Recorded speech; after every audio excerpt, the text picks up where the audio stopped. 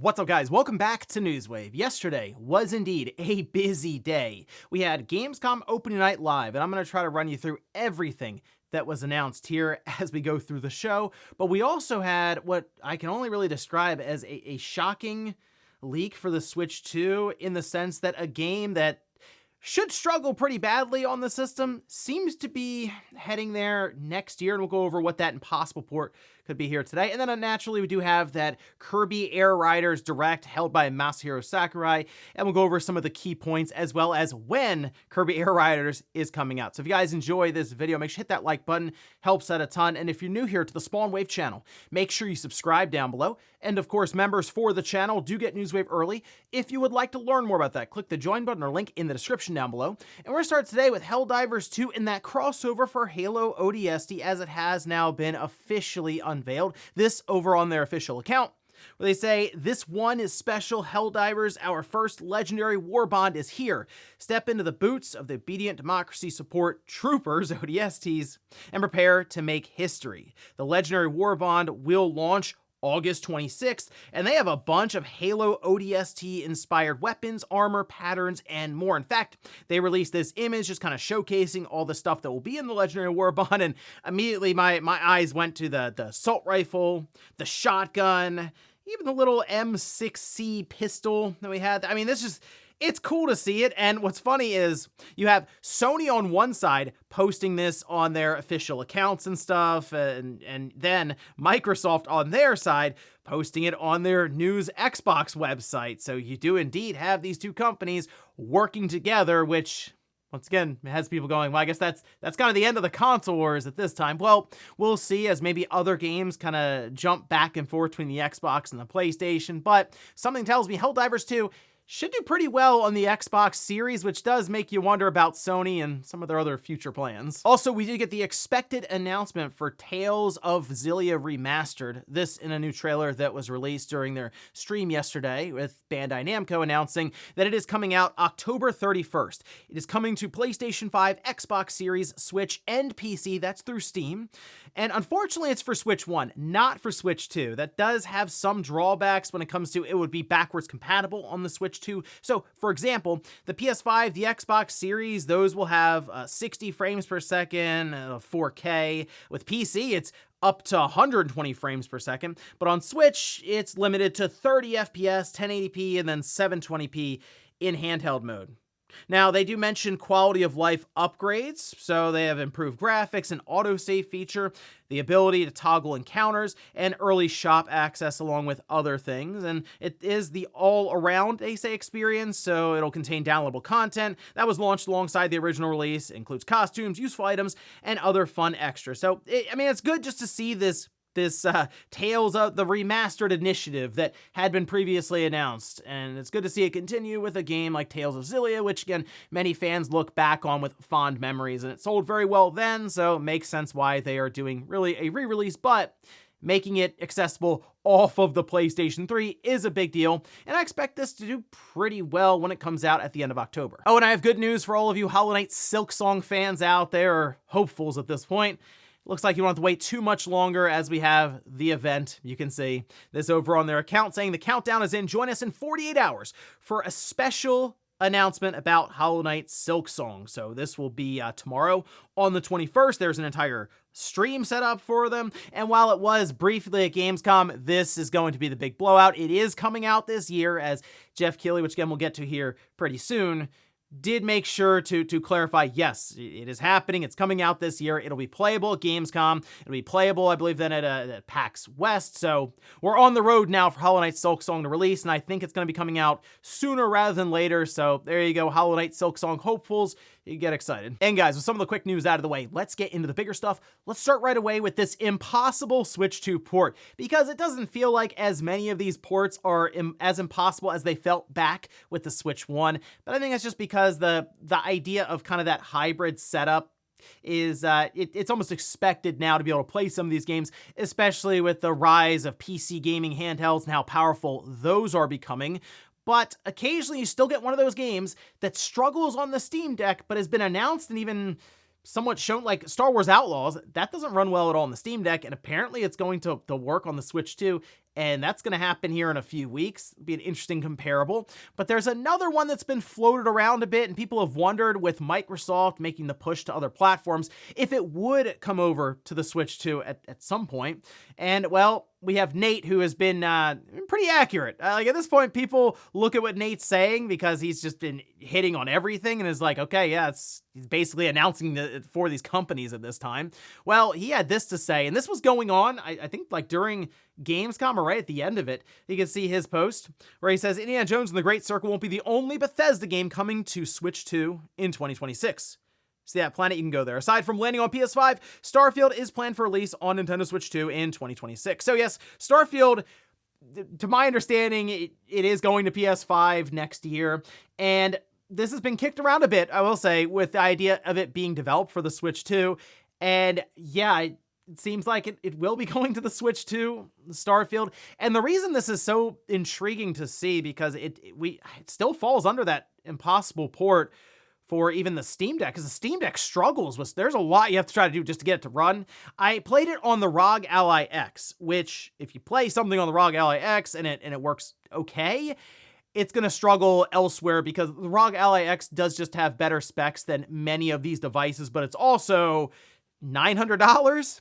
So when I see the Switch 2 and how it's very efficient with its power draw and the CPU speeds being clocked down, there are some expectations around the limitations that are present by the system. So when I hear the possibility of a game like Starfield that isn't the easiest thing to run on these portable devices, I am intrigued to see how it'll run here. Now, it does play on the Xbox Series S, and while they have to drop the resolution, do other things, the CPU side of the Series S can, for the most part, match the Series X. It just about has to try to make sure those ports are the most annoying. I mean, it's already been kind of talked about as being annoying because of the RAM limitation on the Series S, but from the CPU side, that at least being mostly in parity is what enables a lot of the development and it coming out on the Series S and the Series X at the same time.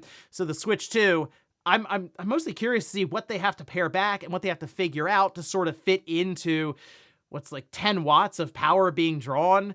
And I mean, you look at, again, the CPU versus something like the Series X or the Series S, there are limits there. How can they make this all work? And while I feel like I'm one of the only people who did enjoy Starfield, especially with some of the interesting stuff I'll say it does for the end game, I'll be curious if maybe a whole other audience can discover Starfield maybe next year when it comes out on really the Switch 2 and then also the PS5.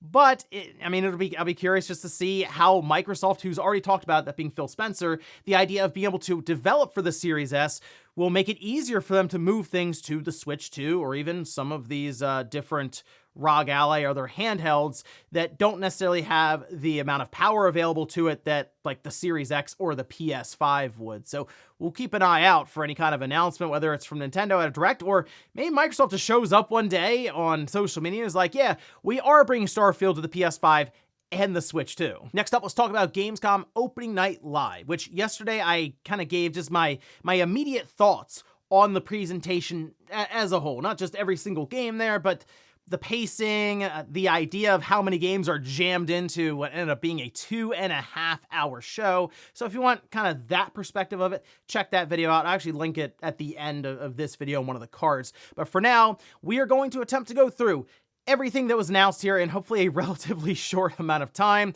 So here we go, starting with the pre-show. We did have Bubsy 4D, which ironically is a new 3D Bubsy game. We're still waiting to hear when it's coming out exactly, but new Bubsy game. Get excited, I guess. Then we have Battlestar Galactica Shattered Hopes. We have LucasArts Outlaws, which that was leaked out a few days ago. It showed up on Steam. It's a Night Dive remaster, so that's kind of cool. Dense Attack. The only way I can describe what it looks like, an off-the-wall, crazy train game jumping around, I mean, it just looks like a video game. That's the best way to describe it. You want to show someone a video game, you show them Dense Attack. We have He-Man, Masters of the Universe, Dragon Pearl of Destruction. Really cool looking retro style beat 'em up from Limited Run. I do like having a lot of these retro style beat 'em ups show up, especially based on They're like older IPs now, but that's kind of cool. Just see a He-Man game show up here during the pre-show. We have Absalom, we have Long Gone, Valor Mortis, PVKK, Routine, Swords of Legends, Road Kings, and Sonic Racing Crossworlds crossing over with Pac-Man World Repack 2. There's two different forms of DLC. It got a little confusing as they were explaining it. So we have the Pac-Man DLC that's going into Sonic Racing Crossworlds will be early 2026. The Sonic DLC that's going into Repack 2, the 3D Pac-Man game, that's late 2025. Okay, on to the main show. They did give us a quick look at Silksong, as Jeff Keighley just assured everyone, yes, it's still coming out this year. It's playable at Gamescom. We moved on to Call of Duty Black Ops 7, which continues to look less and less like a Call of Duty game. However, it takes place in 2035. They showed robots, this semi-futuristic tech. Some of the locations include Los Angeles, Tokyo, Alaska. The roads like go up into the sky, and it just looks more fantastical, I guess, than you would expect Call of Duty to look. 4-player co-op campaign, that's kind of cool. And then it's coming out November 14th. Move on to Lords of the Fallen 2. That's set 100 years after the first one, coming out in 2026. We have Sekiro No Defeat. It's an anime based on Sekiro Shadows Die Twice. There's a Crunchyroll exclusive. Lego Batman Legacy of the Dark Knight. This, probably the highlight of the show, one of the highlights of the show, I'll say, for me. Really cool looking Lego game with Batman. And I think when I saw, okay, the Dark Knight in there, the combat system looks like it's taken out of the Arkham series. You have gadgets and stuff you can throw around. You build up your Bat family, which Robin, Dick Grayson, Catwoman, and it's an open world Gotham game. Really cool stuff here. 2026 though. It's nice to see them, I guess, trying to push just the Lego genre further here. So I'm keeping an eye on this. This could be a lot of fun. We have Warhammer 40k, Dawn of War, RTS coming out in 2026. Monster Hunter Wilds and Final Fantasy XIV. There's a crossover here. Both games are getting themed content from the other. So we have one getting it late September, other one early October. Another look at Onimusha, Way of the Sword. Still looks great. Still coming out 2026. We have Arknights, Enfield, Europa Universalis 5. Daemon X Machina Titanic Scion. A demo is out right now for it across all platforms. So check it out there. Your progress will save and carry over. That is coming out September 5th. Then we had Voidbreaker, Fallout Season 2 premiere trailer they really wanted us to know about because it took like 12 minutes for the whole section. But December 17th, that's an Amazon Prime streaming. I enjoyed Season 1. I'm sure I'll get a kick out of Season 2 as they take on New Vegas. Indiana Jones, The Order of Giants DLC. That is coming out September 4th. And then wait a minute, big surprise, Switch 2 logo. Yeah, there's a Switch 2 version coming out in 2026. It'd be interesting to see how that runs as well as a lot of these Microsoft games. I mean, they're taking some big swings here with some graphically impressive games on other platforms. See how the Switch 2 holds up with some of these ports. Deadpool VR, that's November 18th, 2025. World of Tanks 2.0. September 2025. Toxic Commando, it's like an FPS action horror game, another zombie horde shooter. It's early 2026. We have Death by Scrolling, Zero Parades, The Darkest Files, Glass House, Compensation Not Guaranteed, Neverness to Everness, and Unbeatable, which I thought looked kind of cool. It's like this action rhythm game. It's coming out November 6th, so I'll check that one out. Honor of King's World, Delta Force, free to play, out now on Xbox, PS5, and PC. Ninja Gaiden 4 showed up again. I'm just ready to play the game at this point. It's coming out October 21st. Looks faster every time they show it. It is probably the fastest looking 3D Ninja Gaiden game I've ever seen. Has that Platinum Games twist on it. Cinder City, that's an MMO tactical shooter. Time Takers, Silent Hill F, that showed more of the melee combat. It's coming out September 25th, just another month or so. La Divina Commedia. Then we have Chronos, The New Dawn. It's actually, they had a character from the game in costume on stage. It's still fun to see those happen from time to time where they do something in person rather than just be trailer after trailer after trailer. Is it unnecessary? Yes. Is it fun? Sure. September 5th, though, still looks pretty interesting. I'll give that one a look. Outer Worlds 2, it's coming out October 29th, 2025 for $70, people, not $80. Then we have Inzoi DLC. It is out today. Fate Trigger, 7 Deadly Sins Origin, Moonlighter 2, that's early access, October 23rd, 2025. Vampire the Masquerade Bloodlines 2, October 21st, 2025. Enshrouded Wake of the Water, Age of Empires 4, it's coming to PS5, that's November 4th. Kingdom Come Deliverance 2, Legacy of the Forge, that's September 9th. Cult of the Lamb, Woolhaven Expansion, 2026. World of Warcraft Midnight, that got a nice long cinematic trailer, 2026. Project Spectrum, it's a new horror PvE tactical shooter, supernatural elements, it had ghosts and other things. Looked different enough to where I'll at least keep an eye on it. Worlds of Tanks Heat. Ghost of Yote, we're getting the Legends multiplayer in 2026. It is free DLC, a free content update for the main game. Then we saw Resident Evil Requiem, which, man, visually speaking, the presentation, everything about this looks awesome. Especially the lighting. I think that's the thing that stood out the most, really sets the tone for it. They did show it in first person, so I don't know. I'm wondering if that's their preferred way to present this, but it is coming out, of course, February 27th, 2026. Still looks awesome. Picking that one up day one. Then we move into the real closeout, which was Black Myth Zhonghui. That's a new game, so it's not an expansion or anything of Black Myth Wukong. The project is in early development, and I guess now Black Myth is it's a full series for Game Science, and why wouldn't it be after how well Black Myth Wukong sold? But that was everything.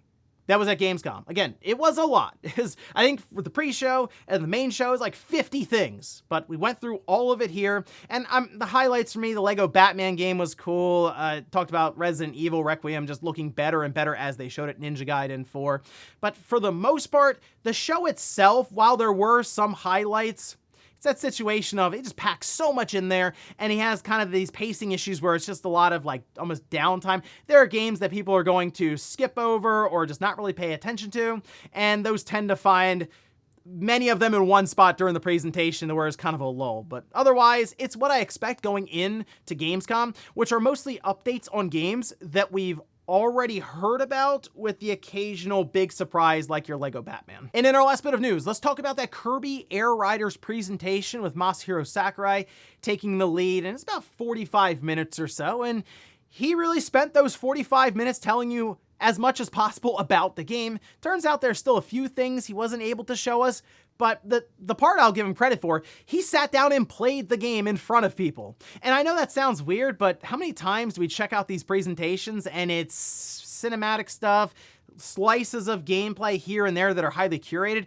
I mean, he went through and just sat there and crashed in the walls sometimes and got hit with stuff occasionally during some of the battles. So again, in that case, it was kind of like unedited to a degree where he's just playing it. So that was kind of cool. Otherwise, we can take a look at some of the presentation here, where he started off just asking why is making a game so hard? And he explained some of the origins, or at least what got this going, which is Nintendo and how pushed for a new Kirby Air Ride game, even though it's kind of similar to Mario Kart. Well, in the sense it's a racing game, right? But he did say, hey, that's not necessarily the draw here for a lot of the fans, okay? So Bandai Namco did develop the game, that with Sakurai and Sora Limited sort of directing. It is the same team, he said, that works on Smash Brothers. So he's very familiar with them.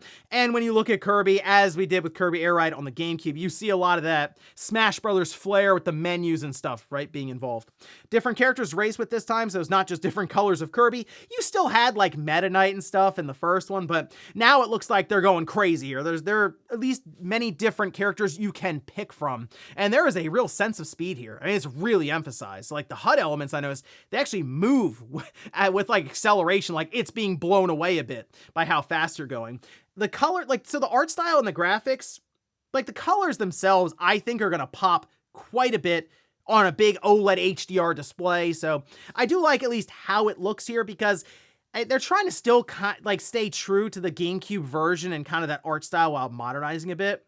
And for the most part, he then went on to explain how Kirby Air Riders work. So there's no button to accelerate. You're just kind of accelerating at all times. And you have a boost charge button, that being B in this case, and drifting around corners and stuff. Big emphasis there to get speed boost. There is a second button though. Big deal. And I love how with Kirby Air Ride, it's a big deal. There, you use another button, but it's Y, it's special abilities. And they were showing that off as well. You can have different machines that you can race with. Those have different pros and cons for each. Copy ability, so it's for all characters, not just Kirby, because that would have made the game completely broken. The ocean course that he raced in, I thought it looked really cool. So you have like the parting water that you're racing around and through and going around bends and big waterfalls, and nice clashing at times of like the blue with the water and the green from like the foliage and the grass. I think it looks cool when you're moving really fast through some of this stuff. But the big thing people were wondering about, City Trial. Yes, there is a full mode for it here, as you'd expect. You spend 5 minutes getting powered up, and you battle a bunch of other players. And here, instead of 4 players through split screen, you can do 16 people Yeah, that's full online support. You can also play solo with CPU opponents, so maybe you just want to practice and try some stuff out, you can do that. And he then spent time playing it and showing it off. It's coming out November 20th, though. That threw me off, I will admit. As you guys know, I thought this was coming out in September. That is the November 20th. That's the time slot I had set up for Metroid Prime 4. So now I'm curious when Metroid Prime 4 is coming out. Okay, $70 though, 25 gigabytes according to the Nintendo Store page. People were confused about the $70. I don't know if we're going to play this game constantly going forward with Switch 2 stuff when it's all in the cartridge. I think we know by now that most games that are all in the cartridge are probably a bit more expensive, and 70 seems to be where Nintendo is landing with this. Mortal Kombat, that Legacy Collection, is $10 more on the Switch 2 because of that cartridge, and that's like 60. So yeah, if you want it on the cartridge, and Nintendo knows first-party IP, the whole deal, they're going to aim for 70 with this one. I was more surprised actually of the file size and the release date on Kirby Air Riders. But looking at it, the people are going to be really, really happy and excited with what they saw here are probably the people who have experience with Kirby Air Ride. Go figure. I don't know if this is a game that's going to jump off the page to people who have never played Kirby Air Ride, because it does sound weird when you're having this explained to you as, guys, you're not going to believe this. There's a second button that's being used. You're probably like, what? But if you played Kirby Air Ride back in the day on the GameCube, you're probably like, your mind just exploded. You're like, how is this a thing? And yeah, that's kind of it. Now, I think it's a fun game, Kirby Air Ride on the GameCube. It wasn't my favorite GameCube game, but I do look at this as different enough, I guess, for Mario Kart World. But keep in mind, it's still going to be viewed as a racing game, and it's like Mario Kart World and Kirby Air Riders. There's a reason Sakurai had to almost double take, is like, are you sure you want me to do this now when you have Mario Kart World, which is also a racing game? Anyway, look, for Kirby Air Ride fans, you probably love what you're seeing here. I think it'll be fun. I'll check it out, and I'm just curious to see if it's a game that can pull in maybe some new fans for Kirby Air Ride, especially with that city trial mode, and maybe that can be something that through word of mouth gets people more and more invested. And before we go to the comment of the day, we'll take a look at the poll that I posted up yesterday, where I ask, give Gamescom Opening Night Live a grade. Okay, the vast majority of people came in with a B, then we have a C, and then D at 15%. A was only 7%. I think I'm coming in with a C. I feel like if there was even the closeout, it's like, oh, cool, there's a brand new game from Game Science for what's now a Black Myth series. They didn't really have much to show. Resident Evil looks great, but we already know about it. Ninja Gaiden 4 looks great. We already know about it. Do you know what I mean? It was kind of just more and more updates. Again, as I expect from Gamescom. But when I walk away thinking, wow, Indiana Jones 2 is going to the Switch 2, that'll just be interesting to see. Not like it's a new game since I played through it on the Series X. And then Lego Batman looked great. I mean, I'm coming away from this show thinking that Lego Batman game was the move, and it's weird to be in that position, but that's just kind of how it was. So for me, personally, it's a good, I think a solid C is where I'd place Gamescom. And we'll finish up with the comment of the day, as you're seeing here. This is from the Infinity Master, saying, it's nice to see John finally getting excited about a Trails game. Hope he enjoys Sky 1 Remake and then looks forward to Sky 2 and 3 remakes, hopefully, down the line. Yeah, I'm hoping they do Sky 2 and 3 remakes. I assume that's why they're doing Sky 1, unless their plan is this will just get people in the door. And that's been my whole thing around the Trails games. It always comes down to, if somebody asks, where do I start? A bunch of opinions flying. Hey, go play this game from like the Windows 98 days or something. And, you know, people are going to look at it and be like, I don't want to do that. So I do think this is a great idea to do this remake, because now if somebody asks, where do I start? You go, oh, the new remake that just came out. You just start there and see what you think. And then we hear it's 80 hours. Well, if you get through it, you know, you play through the game, you probably enjoyed it and you're invested enough to continue seeking out more about that entire series. I mean, there's so many games out there to play to keep up with. It's kind of intimidating for people as well, just with the time sink involved. So it's good to see this remake, and I'm hoping that 2 and 3 pop up down the line. But yes, I will be checking out this 1 remake immediately when it comes out and see if I can finally get into the Trail series. And ladies and gentlemen, that's going to do it here for Newswave. If you enjoyed this video, guys, hit that like button. If not, hit the dislike. Leave comments down below about everything we talked about here today. If you missed yesterday's Newswave, I'll leave it up here in a card. Or maybe you want to check out some of my immediate thoughts around Gamescom and just the presentation overall. I'll leave that in a video right below it. Thanks, guys, for watching, and I'll see you next time.